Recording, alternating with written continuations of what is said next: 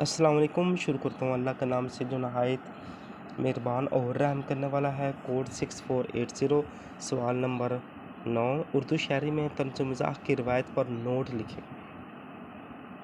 اردو شاعری میں طنز و مزاح کی روایت۔ اردو شاعری میں طنز و مزاح کی روایت ایک مضبوط اور پرانی ادبی روایت ہے جو نہ صرف تفریح کا ذریعہ رہی ہے بلکہ معاشرتی برائیوں، ناہمواریوں اور سیاسی سماجی حالات پر تنقید کا مؤثر ہتھیار بھی بنی ہے۔ مزاح کی ابتدا۔ اردو شاعری میں مزاح کی ابتدا دہلی اور لکھنؤ کے ابتدائی دور میں رکھی گئی۔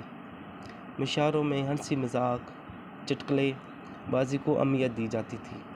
بعض شاعروں نے مزاح کو مقصدی رنگ دے کر سنجیدہ موضوعات کو ہلکے پھلکے انداز میں بیان کیا۔ نمبر 2، طنز کی نوعیت۔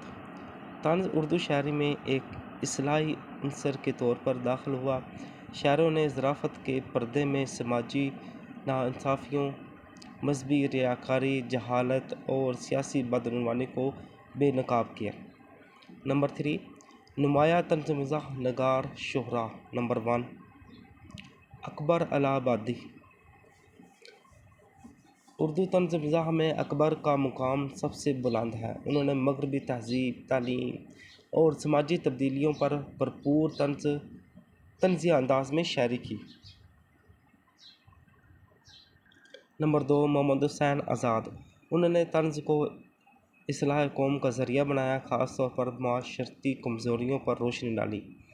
نمبر 3، امانت لکھنوی، ظریف لکھنوی۔ یہ شعراء مزاحیہ شاعری میں نمایاں ہیں جنہوں نے ہنسی، خوشی، خوش مزاجی سے لبریز اشعار کیے۔ نمبر 4، ابن انشا۔ جدید دور میں طنز و مزاح کو نئے موضوعات اور نثر نما شاعری کے انداز میں پیش کیا۔ نمبر 4، جدید اردو شاعری میں طنز و مزاح۔ آج کے دور میں طنز و مزاح کی شاعری معاشرتی مسائل کی عکاسی کرتی ہے۔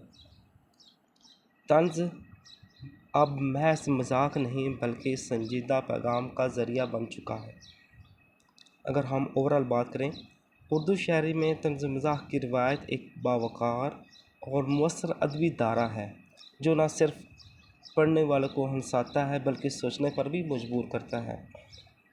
یہ روایت آج بھی زندہ ہے اور بدلتے دور کے ساتھ ساتھ ترقی کر رہی ہے۔